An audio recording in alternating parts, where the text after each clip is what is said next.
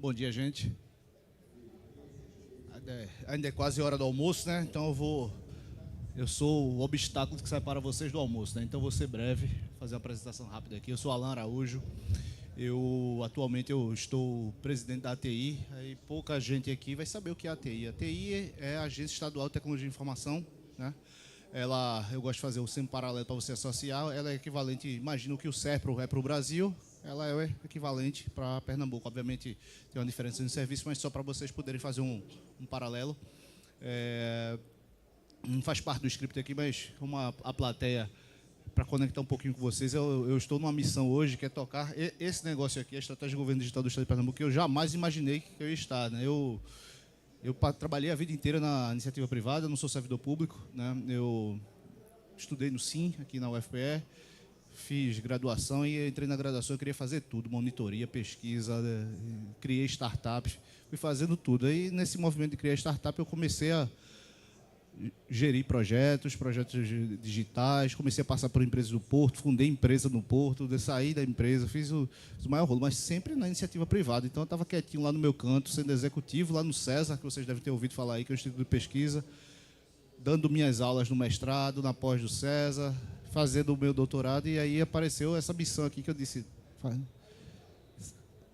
será? Aí, só que a missão era para lá de interessante e desafiadora, que é, no fim, eu quero que vocês entendam o que é que a gente está fazendo para tornar Pernambuco, a administração do Estado de Pernambuco, e ver que, imagine, é um transatlântico. Se você pegar o número de servidores públicos que existe em Pernambuco, é maior que a Microsoft, que a Apple, é um absurdo. Quando a gente fala de professor, veja, a gente está falando de um negócio que é mais de 30 mil professores, 500 mil alunos. Pronto, acabou a brincadeira. Então, a rede inteira, né? Então, acabou a brincadeira. Então, a gente tem um desafio de tornar Pernambuco um Estado mais digital, um Estado mais ágil, um Estado mais centrado no cidadão e um Estado mais transparente, entre infinidade de outras coisas. E isso no intervalo de 4 anos. Então, o desafio é grande. E qual é o contexto que a gente está inserido, né? A gente está inserido num contexto, gente, que a gente acabou de sair de uma pandemia, né? E o mundo está fervilhando. A gente pega uma missão aqui em que tem diversas tendências, né? Vocês estão acompanhando aí tendências tecnológicas emergindo, 5G, IA, data science, e tudo isso a gente precisa instanciar e saber como o governo se posiciona para melhorar duas coisas, fundamentalmente, que me foi encomendada. Fazer com que absolutamente todos os serviços do governo estejam disponíveis para os cidadãos, de maneira física e digital, obviamente, porque física ela já existe, mas ela fique melhor, ainda melhor com o suporte do digital. E como é que a gente possa não só olhar para o Estado, mas como é que a gente chega nos municípios, porque todo mundo aqui mora numa cidade, não mora no Estado, né? A pessoa mora na cidade. Então, isso foi uma das missões que foi encomendada. Então, quando a gente olha para essas coisas aqui, ó, pela luz, eu acho que não vai dar. A gente tem que pensar numa série de movimentos que estão acontecendo ao mesmo tempo no mundo. A gente tem... eu vou falar fora de ordem mesmo aqui, tá, gente? A gente tem alguns paradigmas de inovação em que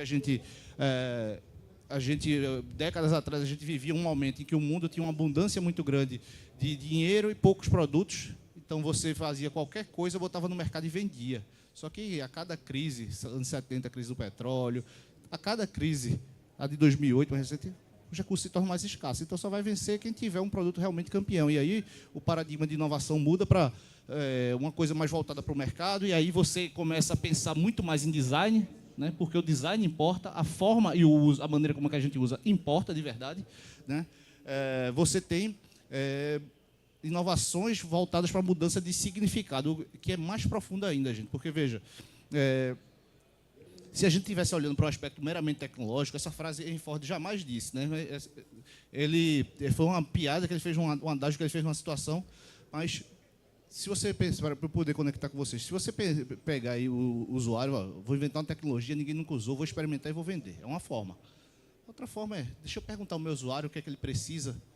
Isso é um paradigma de design que você fala lá, design centrado no usuário, você faz pesquisa com o usuário, mas tem aquilo que o usuário nem sabe. Aí a brincadeira dele é que se ele tivesse perguntado às pessoas o que elas queriam naquela época, elas iriam dizer que queriam cavalos mais rápidos, não um carro. Então, a gente tem um desafio desse tamanho aqui. O que está acontecendo também com as organizações, gente? As organizações são imensos transatlânticos, então você vira refém de um modelo de negócio. Qual é a empresa que é hoje líder de mercado, tem um produto campeão, que continua vencendo no mercado, que consegue parte do seu tempo, esquecer desse produto e inovar. Inovar é um processo. Então, você pode ficar refém do seu sucesso. Então, as grandes organizações estão passando por um movimento. Eu vi o pessoal falando aqui de startup um pouquinho antes. Como é que as grandes empresas inovam? Então, elas estão fazendo alguns movimentos. Elas estão fazendo inovação interna.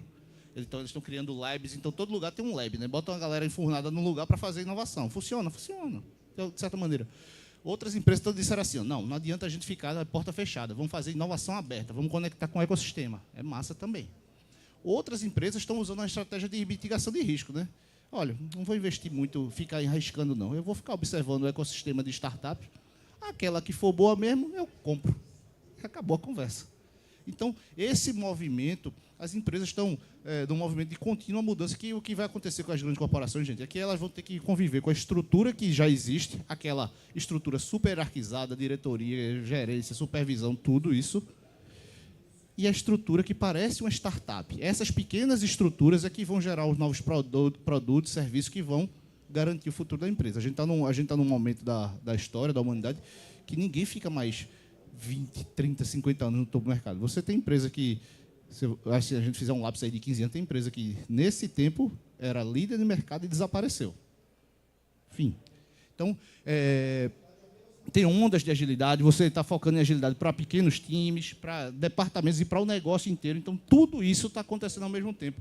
E não satisfeito, gente, isso ia acontecer, não ia deixar de acontecer, mas isso aconteceu acelerado pela pandemia. Então, aumentou por um fator. Veja, tudo que eu pegar no Estado, a gente tinha uma capacidade de conectividade da licitação anterior que foi calculada, que após a pandemia, a volta das pessoas ao trabalho presencial, ela aumentou por um fator de 5. O contrato aguentava? Não, já estou fazendo uma próxima, pensando em aumentar o negócio para os próximos 10 anos, numa escala de 20. Então, tudo isso está nesse prato aí. Então, esse é o desafio que a gente tem pela frente, é pegar essas coisas e contextualizar. Como é que Pernambuco olha para essas coisas e se atualiza? Como é que ele vira um estado mais digital, um estado que está mais perto do cidadão, um estado que é mais focado nesse cidadão, através de design, experiência de uso, design de serviço, tudo isso. Né? Então, só para vocês entenderem em perspectiva, nos anos 90, os governos eram muito analógicos, serviços extremamente físicos, e um dos passos que o governo fez foi, os governos em geral, no mundo todo, foi uma transição para o modelo eletrônico, que basicamente, gente, assim, já que vocês são mais jovens que eu, vou tomar a liberdade de falar desse jeito, tem um processo que era físico e burro, ineficiente. Uma das primeiras abordagens de transformação dita digital era você pegar aquele processo e botar um computador no meio. Só que o processo continuava burro e ineficiente. Então, o desafio agora, de 2010 para cá, tá? A gente está falando, no Brasil, a gente está falando agora, mas lá fora o pessoal está falando disso desde 2010. É o governo digital de verdade. Como é que eu chego e faço um serviço cuja experiência para o cidadão seja agradável? Como é que eu faço isso? Como é que eu faço um serviço que, eventualmente, o cidadão não procure mais o governo procura o cidadão. Eu vou chegar lá e eu completei uma idade tal, preencho os requisitos, eu não preciso pedir. Está aqui, ó, seu certificado, pode começar a usar esse serviço. Então, chega proativamente. Então, a gente tem uma jornada muito grande, porque a gente estava aqui, ó, e a gente vai precisar fazer esse pulo direto para cá. Tá? Esse aqui é o desafio. Para contextualizar vocês, eu tive recentemente na Estônia e tenho algumas coisas bem interessantes para compartilhar com vocês. Uma, a Estônia é o país mais digital do mundo. Tem 99% dos serviços inteiramente digitais. Só um serviço ainda não é feito digitalmente. Você sabe qual é? Pedro sabe, que eu já disse para ele. Mas e os outros, sabe? Divórcio. Você casa digital, mas divórcio tem que ser presencial, porque eu acho que alguém tem a fé de que, quando ele perguntar pela segunda vez, as pessoas vão repensar. Mas eles está previsto aí que eles tenham de suporte a isso. Mas interessante também sobre a Estônia é que eles têm um ecossistema extremamente vibrante de startups. Então, veja, a Estônia é um país que tem 1.300.000 pessoas. É menor do que Recife.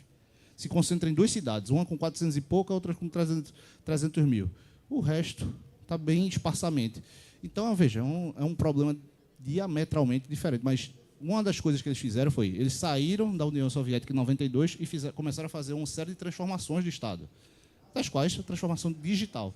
E nesse movimento eles botaram todos os serviços digitais, fizeram com que todos os dados desses serviços fossem compartilhados. Porque é aí que acontece a mágica, gente. A mágica acontece aí. fizeram tudo isso. Então, eles criaram uma infraestrutura de governo que habilita um ecossistema de iniciativa privada de gerar serviço para esse governo. Eles são campeões de startup. É o que eu disse para vocês. Eles têm mais ou menos 1.300 startups. Fazendo uma conta direta aqui de cabeça, uma startup para cada 1.000 cidadãos. Faça essa conta aqui com o Brasil. Quanto a gente deveria ter? Se a gente tivesse a mesma proporção. Eles são um dos países mais fortes em cibersegurança, porque eles foram o primeiro país da história que receberam um ataque federado de outro país.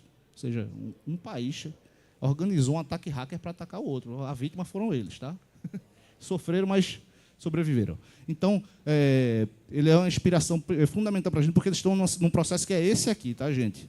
Eles pararam de entender os serviços digitais como isolados atômicos e como uma jornada de vida.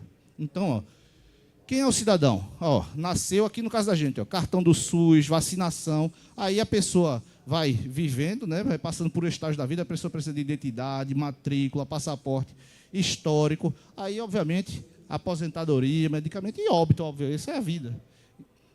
Eles criaram essa plataforma interoperável de modo que todos esses dados estão, então, em cada lugar. Ainda acontece muito no Brasil, uma das coisas mais ridículas, mesmo tendo sistemas digitais, que é, eu fui num órgão, preenchi meus dados através de um computador, aí eu vou ter que ir em outro órgão levar esses dados. Veja, está ali.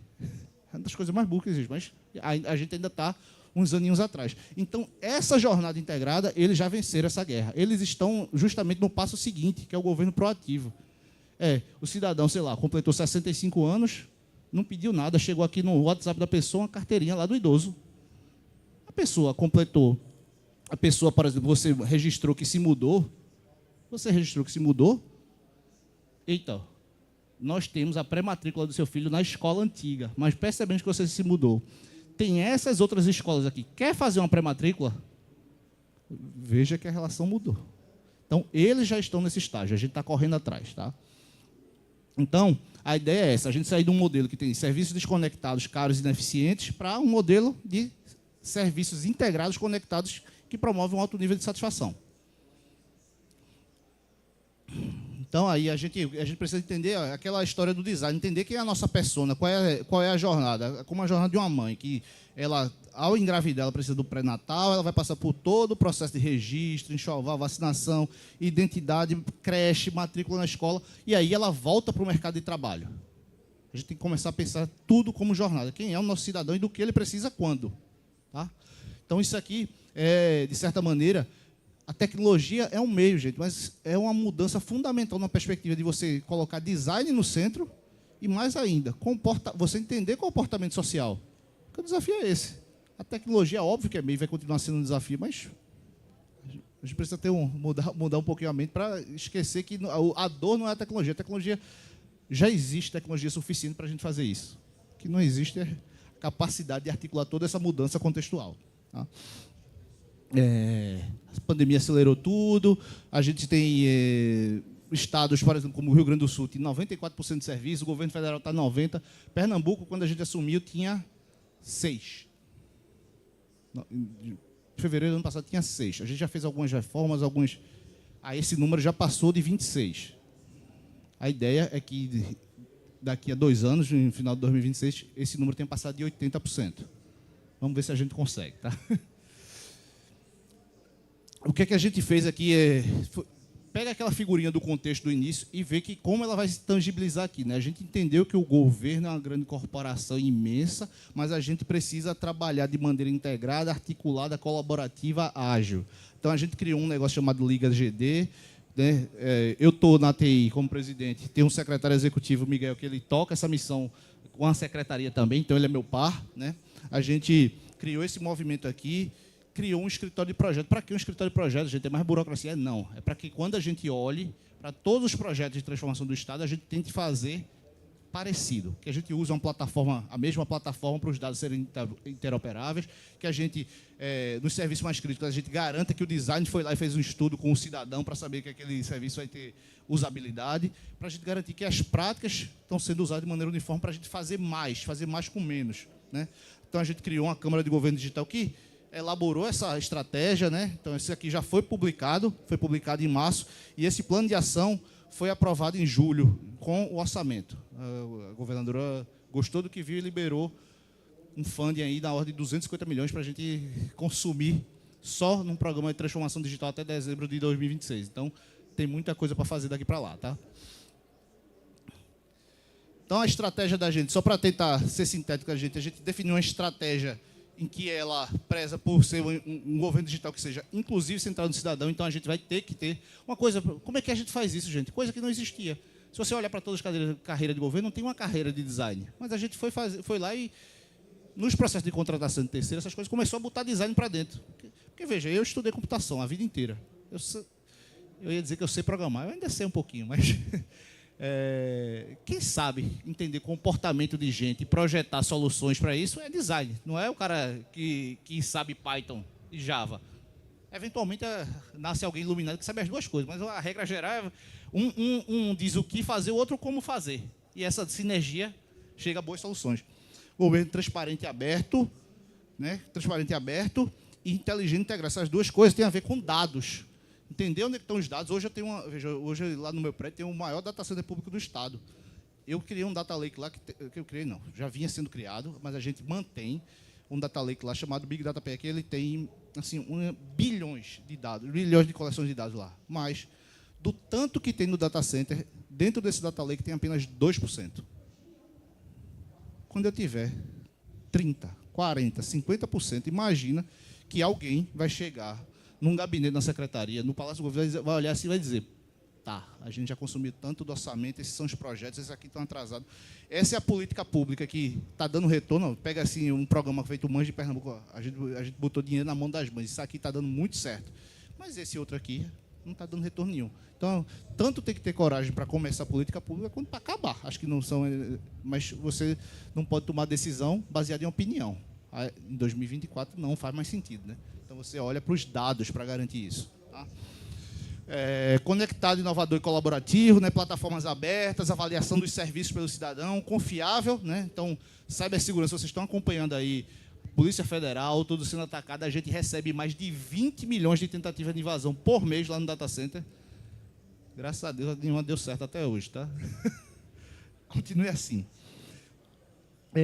Sustentável e responsável, porque a gente tem feito alguns movimentos para respeitar os ODCs, respeitar, enfim, todo o que preza as melhores práticas de ESG. Então, aqui a gente está, por exemplo, fez uma iniciativa junto com a SAD e a gente está usando boa parte da fábrica de geração de energia solar para alimentar o data center. Então, a gente faz essa troca de energia e a gente já cortou aí o custo de energia lá do data center em 40% esse ano. Então, isso é uma coisa que a gente tem feito, né? Então, objetivos aqui tentando passar para vocês.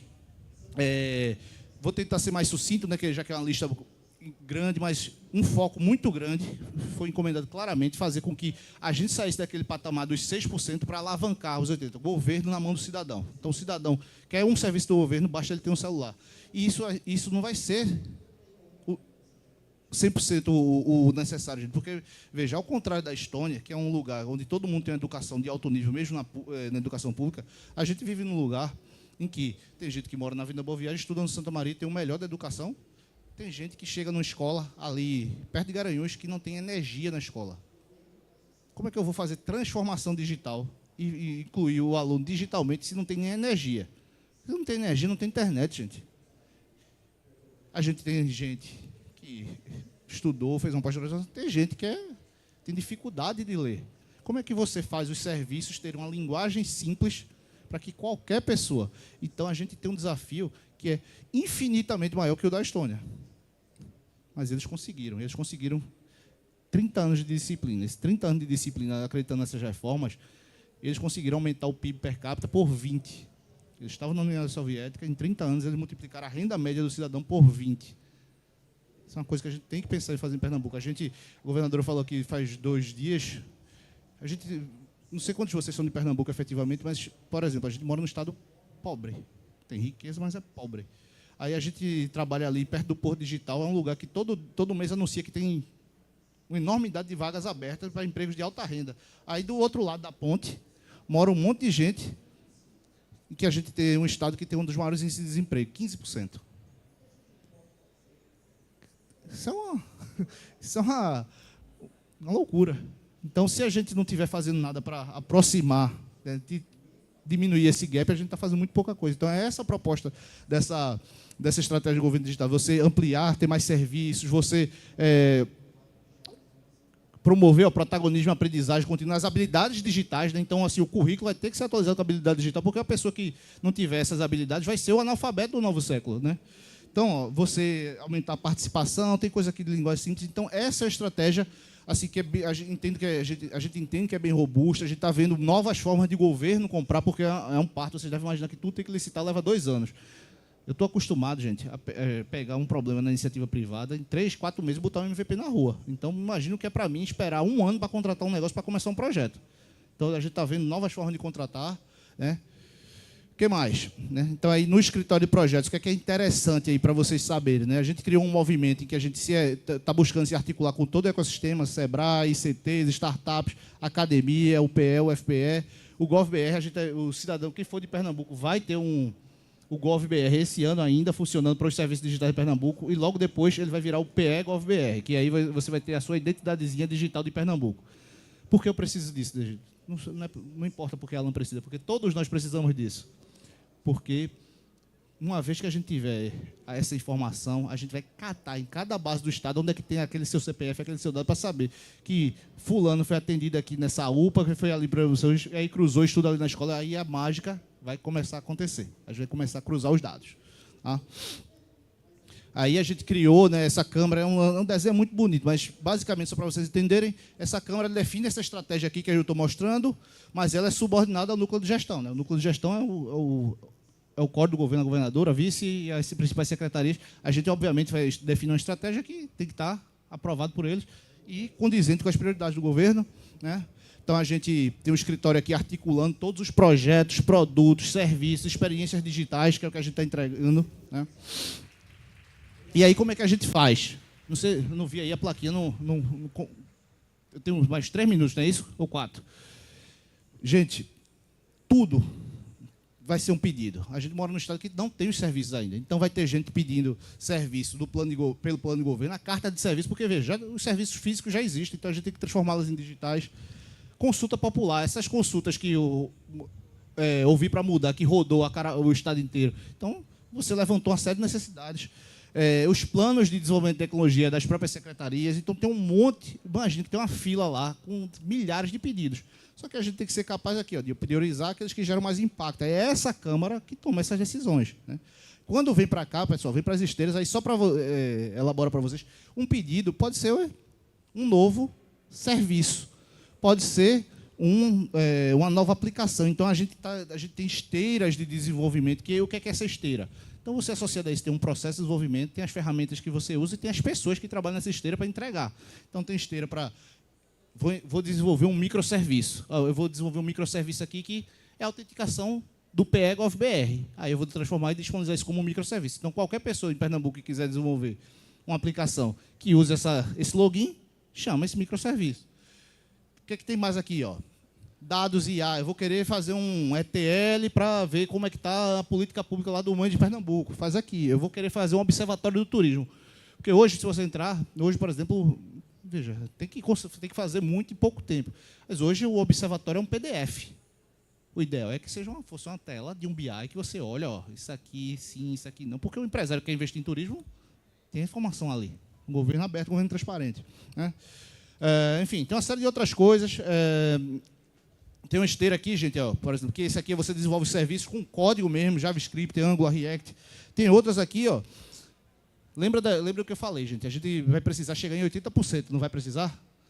A gente tem um monte de serviços que são complexos. Esses aí a gente vai fazer com código mesmo, mas tem um monte de serviços que são básicos, tá? Então, quem vai fazer esse serviço? A gente vai instruir e formar o servidor que trabalha na secretaria para desenhar o processinho do negócio dele e gerar o código. Então, a gente vai gerar escala para que dezenas de serviços sejam entregues por mês para a gente chegar lá em dezembro com os 80% que a gente quer. Tá? E aí eu vou acelerar aqui, porque a gente já está chegando ao final do tempo, mas a gente tem feito isso dentro dos pilares da EGD com algumas verticais. A gente já ativou a vertical de educação, ou seja, os projetos da educação já estão sendo feitos dessa maneira. tem times ágeis trabalhando nisso. A gente vai ativar as outras: saúde, governança, assistência social, segurança pública, aí ao longo dos próximos meses, tá bom? Então, resumidamente é isso que eu tenho para falar para vocês. A gente vai aumentar a quantidade de serviços digitais para o cidadão, a gente vai olhar para dentro para aumentar a eficiência com dados, a gente vai apoiar os municípios, porque vai pegar as ferramentas que o governo já tem e vai começar a disponibilizar para os municípios, porque aí você começa a ver o comportamento do cidadão lá mesmo, como é que eles usam esse serviço. Então, está tudo no prato, em cima da mesa. É muita coisa para fazer em pouco tempo, mas a gente topou o desafio e está aí, tá bom? É isso, um abraço, muito obrigado.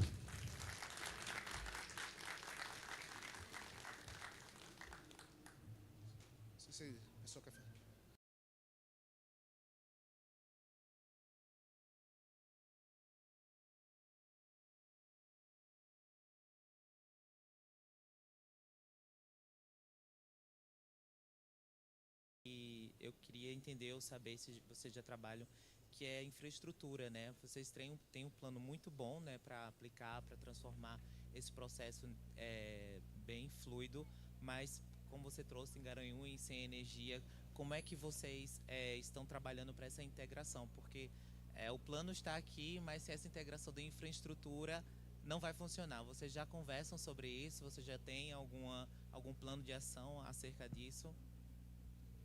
Nome? Felipe. Vou tangibilizar a resposta. Veja, tem coisas que eu, no meu mandato de transformação digital, não consigo resolver. A energia da escola. Mas a Secretaria da Educação já tem um plano com energias alternativas para chegar nessa escola. Ele já tem. O que é que eu vou resolver? Hoje, quando assume-se lá em 2023, tem 200 escolas em áreas indígenas quilombolas que não tinham internet. O que é que a gente está fazendo para resolver isso? Nesse novo projeto que a gente está desenhando de conectividade, todo lugar vai poder contratar 1 ou 2 links de fibra. Mas onde não chegar a fibra, vai poder contratar o satélite. Aí quem vai ganhar o lote da licitação, não sei se vai ser o amigo de Xandão ou outro, mas vai ter a alternativa do satélite. Aí o satélite chega, porque isso começou com uma dor. Hoje, talvez vocês não sintam muito não, mas hoje tem o maior pico de roubo de fibra.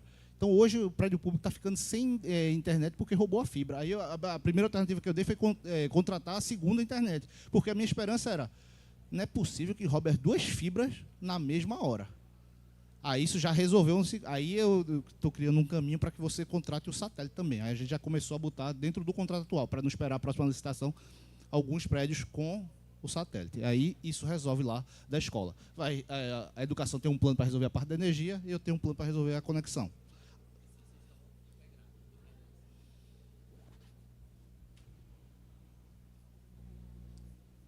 Opa, bom dia.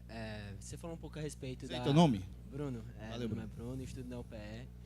Fiquei um pouco curioso a respeito do que você falou sobre a educação e de como trazer essas novas tecnologias. Você falou sobre termos grandes remunerações no Porto Digital, que é um dos maiores centros, inclusive talvez já se torne o maior de Recife. Mas a minha pergunta fica, como é que a gente pode fazer para interessar esses estudantes desde cedo nessas novas tecnologias? Eu sou um exemplo de um estudante que vim do ETE, então tive um pouco de contato com a tecnologia, mas é uma parte de estudantes vão para as universidades sem conhecer essas grandes tecnologias, e a gente é muito centrado no Enem, que não é um modelo que é tão aplicável na vida real, que utilize tantas tecnologias. Então, de que maneira você enxerga uma maneira de você incentivar esse estudo de novas tecnologias e abrir a cabeça justamente para esses cargos que são mais requisitados de maneira nacional até internacionalmente? A tua pergunta ela tem uma resposta complexa que eu tenho que transformar em simples, né? Porque hoje, por exemplo, nesse mandato, boa parte aqui a gente acaba pegando as pessoas muito lá na frente da jornada. Mas a gente realmente não só... hoje está sendo desenhado com o Miguel, não, secretário executivo de transformação digital, com a educação, está desenhando aquele que eu tinha aqui, o de protagonismo, que é usar as escolas para desenvolver as habilidades sociodigitais. Porque, veja, aquilo que eu disse, a pessoa que não tiver as habilidades sociodigitais vai ser o analfabeto do novo século. Eventualmente, o cara não vai querer trabalhar com computação e tecnologia, mas o advogado que não souber usar um prompt, um GNL, as coisas que estão vindo aí para trabalhar, ele vai ficar fora. Então a gente tem que, aí sim, a gente tem que incentivar isso. Isso aí funciona para qualquer carreira, mas é um desafio a gente, principalmente no Brasil hoje, a gente fortalecer o perfil do aluno que quer trabalhar com STEM, né?